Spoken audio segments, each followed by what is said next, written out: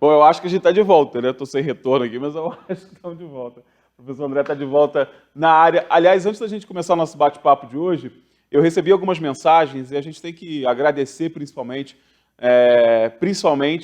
né, ao professor André, é claro, né, à instituição, por estar sempre aqui com a gente, tirando essas dúvidas, dando essas dicas.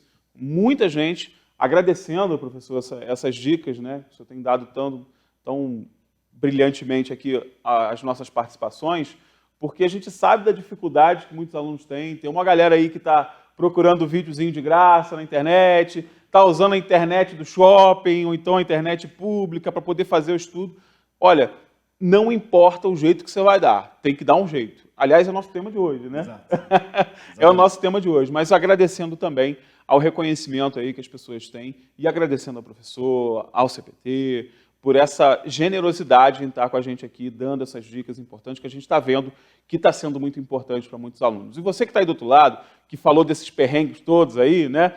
Pô, estou vendo o vídeo de vocês lá no YouTube, estou vendo na internet do shopping. Cara, é assim mesmo. E olha, vai engrandecer ainda mais a tua conquista, mas muito mais. Você vai ser um profissional que vai agradecer a cada dia a possibilidade de estar atuando naquela profissão. Não tenha dúvida disso. Eu sei porque eu passei por muito perrengue também para chegar onde a gente chegou e eu sei das dificuldades. Mas, olha, dificuldade é um combustível muito interessante também, né, professor? Na verdade, é um dos melhores. Né? Então, uma máxima, assim, eu acho que familiar, não sei se outras famílias falam, que faz o sapo pular é necessidade. É necessidade, sem dúvida. Por exemplo, você deve ter passado grandes problemas para conseguir se formar e tal. Com assim, certeza. Eu, por exemplo, estudava de manhã e de noite. Então, pegava na faculdade às 7, largava às 11, pegava no trabalho meio-dia, saía às 7 e voltava para a faculdade às 8. Olha. É isso.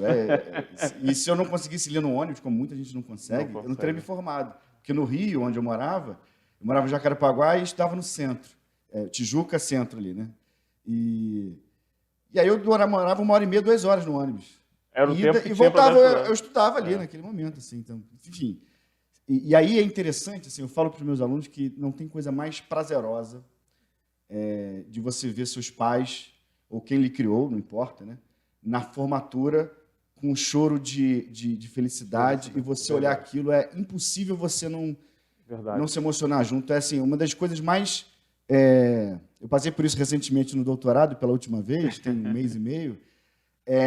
Até assim, ainda é um pouco complicado falar, mas quando você vê sua mãe, né, no meu caso, minha mãe, emocionada com uma vitória acadêmica sua, é impossível você não se emocionar. Não tem como não se emocionar. E passa o filme, assim, né? Eu escrevendo os agradecimentos da minha tese, eu chorava compulsivamente nos agradecimentos, porque eu lembrei de tudo que eu passei. Assim, então, essas dificuldades, elas são o melhor combustível do mundo. Inclusive, vai ter um outro programa que a gente vai falar sobre os gatilhos mentais para criar um combustível extra para você estudar, acordar, dormir mais tarde, acordar mais cedo e deixar de jogar futebol na rua, enfim. E sempre lembrando que a emoção, né, ou seja, aquilo que te emociona, normalmente é aquilo que te toca, que te faz, né, lembrar, que te faz gravar aquilo como uma informação. Exatamente. Né? Na verdade, a emoção, você só consegue se emocionar no ensino se aquilo fizer sentido para ti, né, de alguma maneira. Né? Então, há uma construção mental prévia antes do debruçamento sobre o estudo. E aquilo tem que fazer sentido. Pode ser um sentido objetivo na sua vida pessoal ou um objetivo profissional. Eu preciso aprender isso para passar ali. Isso já é fazer sentido, né? Então, você vai ligando... Então, fazer sentido é algo básico para você conseguir alcançar objetivos mais profundos, né? E, para além disso, existem vários elementos que constituem um bom aproveitamento na aprendizagem, né? Os gatilhos mentais para ter motivação, fazer sentido na sua vida, mas, sobretudo, organização. Né? Então, preparo, planejamento, né? Todas essas coisas que a gente sempre ouve falar muito, né? Tem que se planejar, não tem falta de tempo, tem tempo mal utilizado, né? Tudo isso que a gente ouve falar são verdades, né? Não tem jeito, tem que se organizar mesmo. Exatamente. E é difícil se organizar com tantos compromissos hoje que o estudante tem? Difícil sempre é. Qualquer ação que você não costuma fazer vai ser difícil. Mas a ideia de criar hábito, quando você torna isso dentro de um cabedal de hábitos que você adquire ao longo do dia, Isso torna-se mais fácil. Então, basicamente, por que você tem que se planejar? Se você fizer uma obra agora, você não vai fazer a obra e vai... Ih, deu errado. Desmonta e faz de novo. É verdade. Primeiro planeja, vê onde vai ficar certinho, sol, etc. Verdade. E faz. Então, é a mesma coisa que acontece nos estudos. Você se planeja. E como é que você se planeja? Assim, basicamente, tem 2 objetivos muito importantes nesse planejamento. Primeiro, um grande problema dos alunos é a afobação e o estresse que vai gerando ao longo... A gente já até conversou sobre isso. Ao longo do processo de aprendizagem. Um dos fatores que mais causa estresse, para além da pressão, é a desorganização que vai gerar o acúmulo de conteúdo. Então, por exemplo, ele teve uma aula de matemática agora, ele não adquiriu muito bem aquele conhecimento, aí o próximo ele já empurrou para a próxima semana, acumulou matéria. Isso gera estresse, e estresse gera mais produção de cortisol gera diminuição da sinapse, e aí sim vai criando um problema. E aí vira aquele ciclo realmente, né? É um ciclo vicioso nesse caso. Verdade. Então é importante o planejamento para você saber para onde você vai, com qual intensidade você vai, qual o próximo passo, ou seja, isso é importante para isso. E as formas de você se planejar, assim, tem uma coisa que eu acho que seria fundamental nas escolas, mas a gente está muito longe disso. Você estava conversando, o que você estava conversando antes desse bloco aqui tem a ver com isso. A gente está muito longe de conseguir colocar nas escolas ensino de informática. Básica. Não estou falando de programação, não. Estou falando de Word e Excel. Não estão falando de robótica, não. É Word e Excel. Word e Excel. Por quê? O Excel, também as famílias têm sempre um tio planilheiro, que coloca luz, gás, não sei o que, tudo... Sempre tem, verdade. Isso, obviamente, é uma brincadeira, né? Algo jocoso e tal, mas isso tem uma relevância, porque é a organização. Você sabe o que está gastando mais, o que está gastando menos. E no ensino é exatamente a mesma coisa. Então, você coloca lá uma planilhazinha, se você souber fazer, né? Ou então faz na mão, não tem problema nenhum. O famoso caderninho de anotação. Exatamente.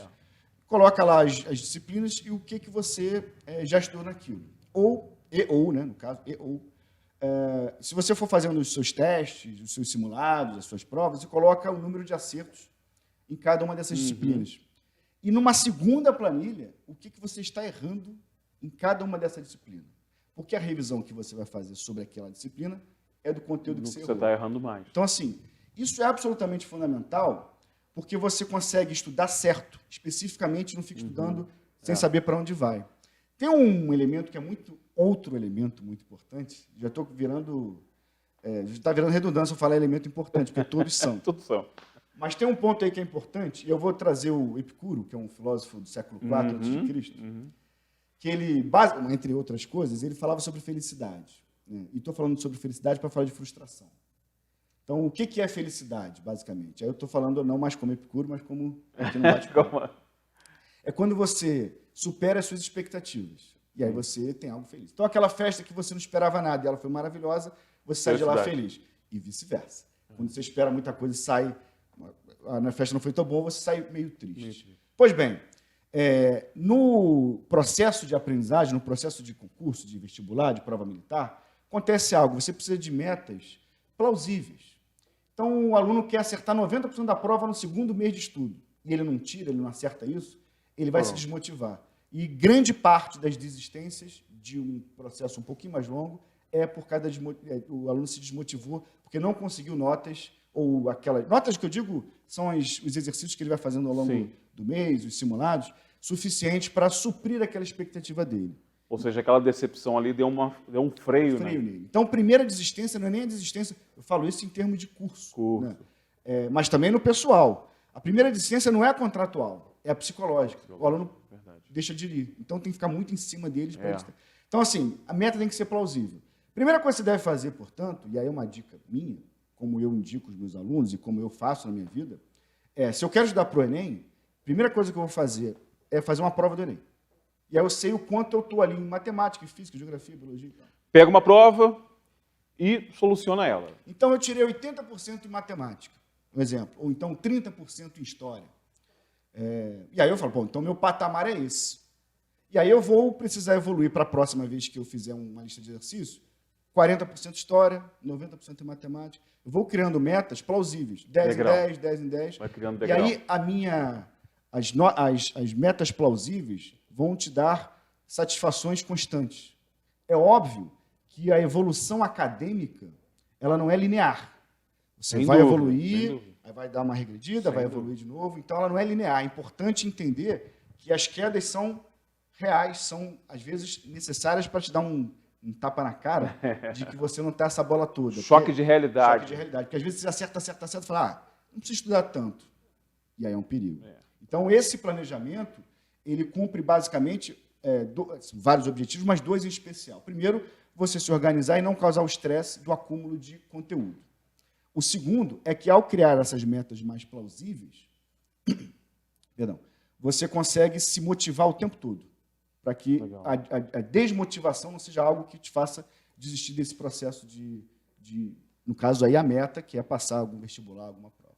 Por isso que o plausível é muito importante, né? Porque não adianta você chegar, fiz uma prova, na próxima já quero acertar tudo. Não vai adiantar, né? Você tem que ir construindo degrau a degrau, paulatinamente, para que você chegue realmente àqueles objetivos plausíveis e porque você tenha uma média de sensação, né, de dever cumprido maior até que você chegue efetivamente no ponto do teste, da prova, né, do concurso, seja lá o que você vai fazer. Então, esse planejamento é importante e essas metas plausíveis também são importantes. E como é que a gente delimita o plausível, né, o limite do plausível? Isso é muito pessoal, né? Porque, às vezes, por exemplo, vou dar um exemplo do Enem. Tá? Estou pegando nossos alunos, os últimos que passaram para medicina em instituição pública. A média ali foi de 36 a 38 acertos, que ficaram com 800 no Enem, passaram para medicina em faculdades federais. Então, ficaram entre 36 e 38 acertos nas provas do Enem. Então, matemática, humanas, linguagens e natureza. Entre 36 e 38 acertos de 45. O que dá, mais ou menos, uns 9 erros. Aí depende, né? De 8 a 9 erros. Portanto, nós estamos falando de 80% de acerto. Então, 80% você passa para medicina numa instituição pública. Essa é a primeira referência, o parâmetro. Mas onde eu estou? Eu estou aqui com 30% de acerto. Então, eu preciso chegar a 80%. Então, nesse próximo período, e eu vou estipular esse período como um mês, minha meta é acertar 40%. No outro é 50%, no outro é 60%, e assim vai. Isso depende muito de pessoa. De repente, o problema da pessoa que ficou muito tempo sem estudar e ela, no primeiro mês, já relembrou bastante coisa. Então, ela já pode dar um salto maior para 20%. Ou então, a pessoa não teve base no ensino médio nenhum. Já aconteceu de chegar a aluna nossa lá, que não teve química no ensino médio inteiro e quer medicina. Ou seja, ela vai aprender química, vai aprofundar química. E não é uma realidade muito difícil, não. É uma realidade possível. 2018. Na cidade. Verdade. Ou seja, é algo concreto, real que a gente vê. E tem gente que bateu na trave no Enem, ali tirou 760 e não entrou. Ou seja, a gente tem uma heterogeneidade. Então, depende de cada um. Mas, basicamente, para ficar numa certa base, eu estipulo de 10% em 10%, que no Enem significa 4, 5 questões a mais todo mês, o que é muito plausível. Na UERJ, depende, porque são 6 questões por matéria, às vezes. Não são 15 de história, como é no Enem, 45 de matemática. Na UERJ teve 6, 7 de matemática agora. É bem menos. Né? Então, depende da prova, depende de como você chega, não é uma ciência exata. Depende do resultado que você quer também. Né? Depende do resultado. Porque, por exemplo, medicina é isso. História é bem menos. Né? Então, depende de onde você quer chegar. Né? O importante é conhecer o teu objetivo também. Né? Qual é o teu foco? Você quer o quê? E aí, a partir daquilo ali, você vai ter que analisar o que você vai ter que alcançar para chegar a esse objetivo e aí transformar tudo isso em planejamento. E, Anderson, só muito rapidamente, um parênteses muito rápido. Tem um ponto que, assim, importante. Ponto fundamental. Fundamental, que os alunos, às vezes, não sabem o que querem quando chegam no pré-vestibular. É verdade. Então, qual é a base que você tem que medir para fazer a sua evolução acadêmica ali? É mirar na prova mais difícil e nas notas mais difíceis. Pô, André, mas eu quero, sei lá, vou pensar num curso de notas que não são tão altas. Pedagogia. Sei lá, 600 e pouco eu passo para pedagogia. Você está me falando para mirar na medicina de 800? Sim, claro. Porque aí, se você errar... Você passa com margem. E se você decidir fazer medicina, você já está garantido ali. Verdade. E se você errar, você passa muito bem para pedagogia. Então, sempre tem que mirar no alto. E as provas que a gente tem que se referir são sempre as provas mais difíceis. Eu quero Enem, mas os testes e os exercícios que eu faço é nível FUVEST, por exemplo. Porque é o nível mais alto. Se você matar bem a FUVEST, você janta o Enem. Tranquilo. Né? Então, importante você estar sempre acima. Né? Isso é legal. Né? Bom, mais uma vez, espero que você tenha aproveitado aí essas dicas bacanas, né, do professor. Lembrando sempre, se você tiver alguma dúvida, se quiser conhecer um pouco mais, vá ao CPT, conheça a estrutura, converse um pouco com o pessoal, conheça os professores, tenho certeza que você vai gostar. E aos meus amigos e minhas amigas aí que estão mandando, né, matérias, mandando comentários, elogiando aqui a nossa participação e agradecendo, né, a participação do professor André. Continue nos motivando também, porque é motivo para a gente também se motivar aqui, é combustível para a gente também ficar mais feliz de receber esses comentários, né, professor? Claro, É sempre claro. bom. Estou sempre à disposição. É isso aí. A gente vai para o intervalo comercial bem rapidinho, bem rapidinho.